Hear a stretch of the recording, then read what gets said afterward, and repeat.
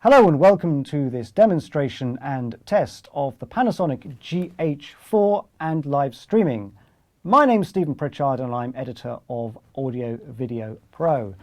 Now the Panasonic GH4 is a compact system camera that has caused quite a lot of attention in the media industry already for a number of reasons. One is it has a lot of functionality which appeals to filmmakers.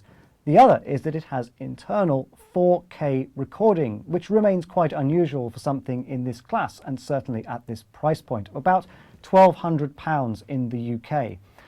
But the GH4 can do more than create 4K images. What Panasonic has done is created a camera that is to an extent modular. There is an adapter that you can add on to it, and that gives it a lot of the functions of a more conventional camcorder. And that adapter is what we're going to focus on today in this short video, and it's called the YAGH. Now the YAGH is not a small piece of kit. It's a fairly hefty block of equipment here, and it gives you some extra features. So primary among those, you have a timecode input on there, which allows you to synchronize the audio and the frames from the camera with other cameras that can provide a timecode out or a separate audio recorder. It has 4 SDI outs, and you can use one of those for HD, or you can use a number of them together if you want to create a 4K stream, and we'll talk more about that later on. It has 2 XLR inputs there for connecting up professional microphones. It has microphone levels on the front and audio meters as well. And then also there is a 12-volt battery supply which you can use to connect up to a VLOC type battery or an Anton Bauer type battery, or indeed other batteries with an adapter. Finally, there's a port replicator for the HDMI that comes out of the camera. So on the GH4, your HDMI is a micro HDMI. This gives you a full-size HDMI socket for regular cabling. So that is the YAGH, but as you can see, it is pretty large. This is the standard Panasonic battery grip. This can contain a second battery. It's actually about twice the size of the YAGH, even though the YAGH doesn't contain any power in itself. So what we're going to do here is we're going to pop this onto our GH4 and we're going to run a quick live stream demonstration from it, hopefully. So the first thing is you have to mate up the 2 parts. So the block on the side here, that's the port replicator for the HDMI. You have to move that out of the way. You have to slip this onto the bottom of the camera, push it home, and then you have to screw the terminal on using the standard tripod thread that's on the bottom here. So bear with me, I can hopefully show you how that goes together, and it's not the simplest thing to do on a live situation, especially as I'm trying to show this to you so it's upside down. But there you go, that's now reasonably secure on the plate of the adapter there. Then what you need to do is you need to open the little flap on the side. That goes into the little flap recess that's on the side of the YGH, and then I'm all thumbs today, but you can see that going in. And then you need to lock this in position. And once this locks in position, it slides over a little tram line type thing there, which helps you to line it up. And trust me, you have to be a little bit careful with this to make sure that you don't damage the HDMI terminal. And if you don't get this connected up, it actually won't work. And there's a retaining screw there to make sure this thing doesn't fall off. So there you go, that's in position, and the little retaining screw locks it in. So we've now got our GH4 docked to our YAGH. But this isn't going to do anything as it stands. What we have to do now is to power it up, and this requires using DC power. Now, as I said, you can use an Anton Bauer or VLOC battery as long as you get the termination into a 4-pin XLR. Panasonic doesn't actually make its own powering solution for this, so you have to go third party. The solution that we've gone for here is a third-party adapter which has been provided by, or we bought this, it's a Hawkswood adapter, and that takes a NPF type of battery here, which can flip into the side, and that gives you the powering on the camera. Now when you switch that on, you'll see the lights come on, the microphone power goes through to there, so you can use a powered microphone with 48V Phantom, and you've got your level meters. This is currently metering the internal microphone on the camera. It does take a few seconds to start up, and the YAGH doesn't start up until you switch on the camera on the top. Other thing to bear in mind though is certainly Hawks would advise that if you leave this adapter plugged in or you leave the adapter with the battery in it, the power will run down over time because there's a step-up transformer from 9 volts to 12 volts, so you need to take this to pieces when you've finished with it. Now with that done, what we're going to do is we're going to move over to the other side of the room, and I'm going to set this up on the tripod, and we'll have a little bit of a look at how the video from this performs via the adapters we have here. So the first thing you're going to need is a decent tripod plate. If I just come in and show you that, you need a decent sized tripod plate there, because you've got the extra weight of the YAGH to accommodate, and there's a full-sized and a smaller DSLR sized on the bottom of the camera there. So just let me sit down, because I've got all these different parts here to work with. There's a VHS pin recess there as well if you're using the type of tripod plate that has the VHS pin. And say there's the standard tripod jack and also the larger one. In fact, we do have the larger one in the on this tripod as well. We're using a Shuttler Ace for this demonstration. So get that lined up nice and tight, screw that in place, and that should hold the YAGH on the camera, and hopefully I won't cut my fingers like I did when I was testing this out before. So I'll now go over and excuse me as I come round to the tripod that we've prepared already. I'm going to pop the camera onto here. Now, as you can see, we've got the Anton Bauer, in this case the Hawkswood adapter for our 9-volt pack. Doesn't have any direct way of connecting up to the camera. If you had a rig, you could probably mount something on there to add that in. But again, it's just something to bear in mind that you need to be careful of. So I'm going to start the GH4 up now, and I'm going to zoom in on our little tableau that we've created here of some old school cameras. So I will adjust my tripod.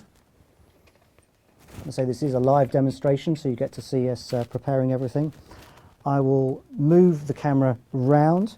I'm going to drop down so I can bring the subject into focus there. Tighten that up, because it is quite a lot heavier than on the camera on its own. And we're using a 35 to 70 millimeter Panasonic lens. And if I focus that, let's go for just the focus push there.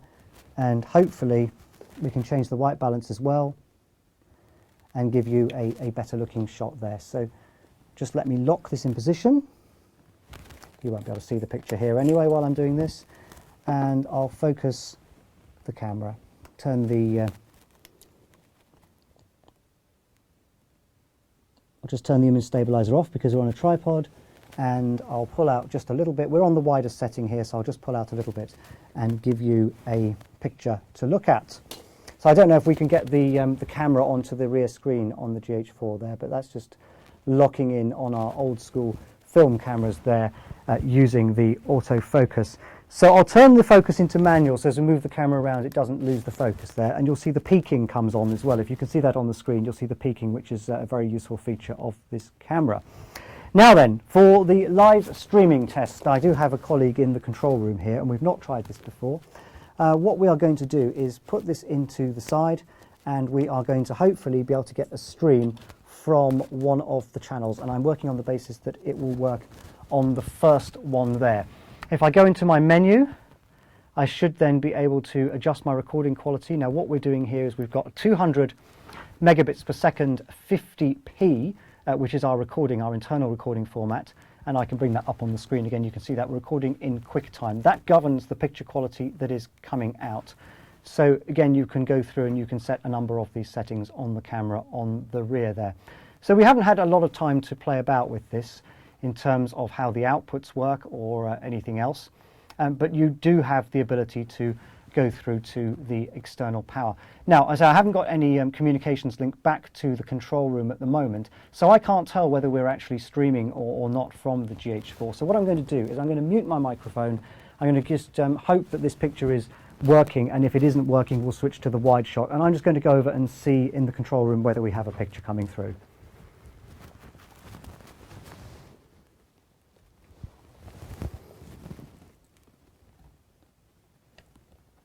Now, according to the converter we're using here, there's no signal on the input. So let me see if I can adjust that.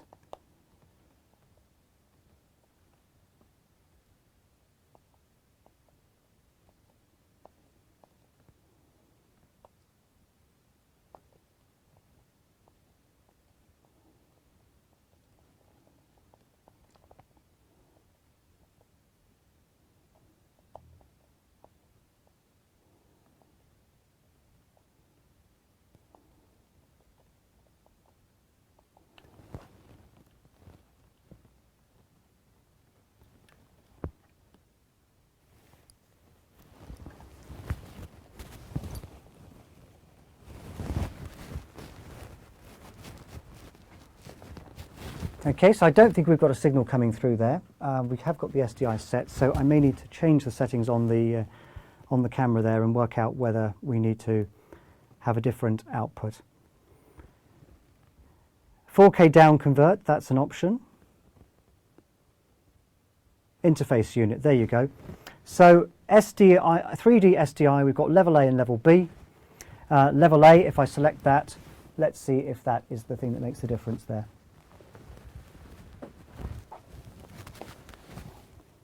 Okay, so now I've got a 3G 1080p 50 signal, which is what I expected, and I've got an output of a 1080i 50 signal, which is also what I expected. So if you bear with me, I'm going to pop into the control room and see if that's broadcasting live to you. Okay.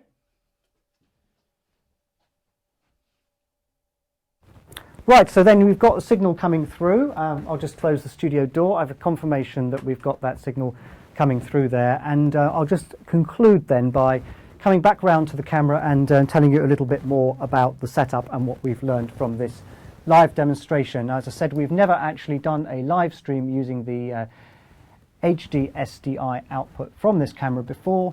We've only recently got all the powering and so on sorted out, and the adapters that we need to make it work.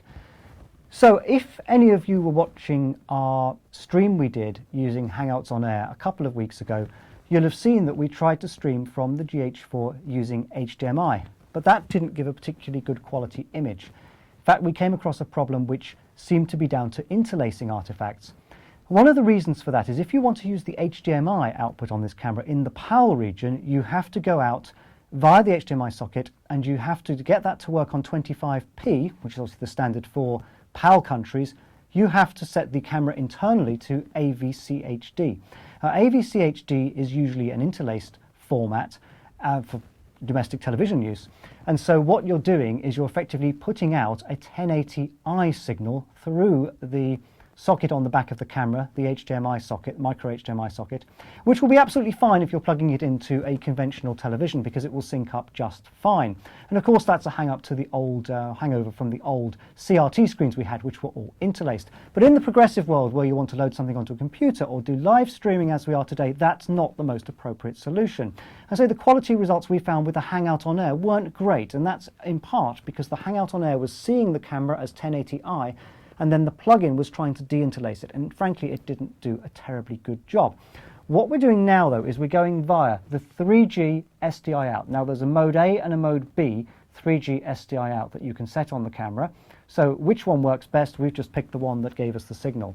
We're then taking the signal out of the camera, but the signal out of the camera there is 50p, so it's 1080i 50p. You've got a whole load of options on this camera. If you're doing 4K, cinema 4K, full 4K, then you have the option of going out at 24 frames a second only, so that makes sense. Drop down to QFHD or Ultra HD mode and you have a whole load of choices. You have 25p, you have 30p or just under 30p, 29.98.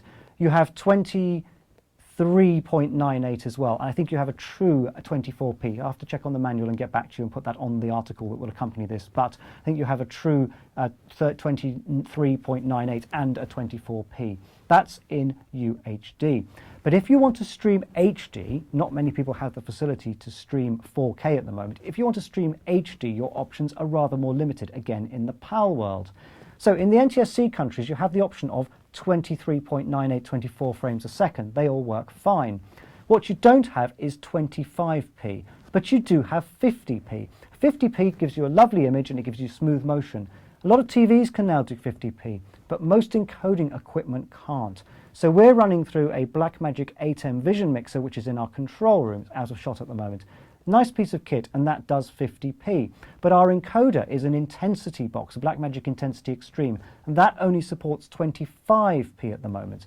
The other issue is that to work with our Sony cameras, which is what you're seeing me talk to you on now, they output a PSF stream. There is also an option for a PSF stream on the GH4 in HD, but once again, that PSF stream isn't available on the PAL region settings, the 25p. It's only on the US settings, unfortunately. That's something that maybe they can address in a firmware update.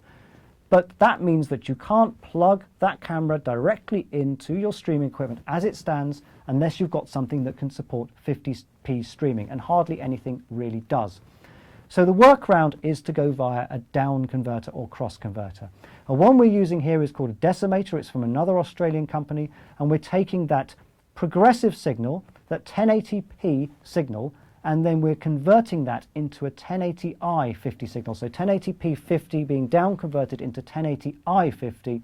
That then goes through to the Blackmagic with the PSF signal from our camera. Bear with me if you're listening still, they're doing very well because this is complicated stuff and I don't understand how it all works. But we've then got a signal which matches up fine on our vision mixer and lets us switch between genuine 1080i, which is what's coming out of our robot camera, which is the one that was zooming in and out on the equipment that we were looking at before. We've got 1080i PSF, or 1080p PSF, which looks like a 1080i signal to the rest of our gear, which is on our main Sony camera, the one I'm talking to now. And then we've got a 1080p 50 signal from the GH4, which is being down converted into 1080i for the live vision mixing. And just to make it even more complicated, if it wasn't too complicated already, we're then down converting that to 720p for the live stream.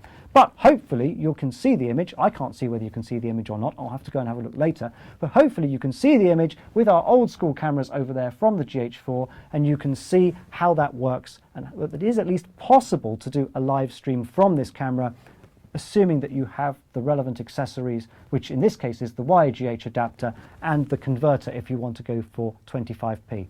As I said before, maybe Panasonic can add a 25p or 25 PSF output mode via the YAGH, or better still over HDMI in a future firmware upgrade. But for now at least, this shows that you can live stream from the GH4, and that only adds to the usefulness of what is already a very versatile compact system camera. My name's Stephen Pritchard, editor of Audio Video Pro, and thank you very much for watching this live demonstration of streaming via the GH4 from Panasonic.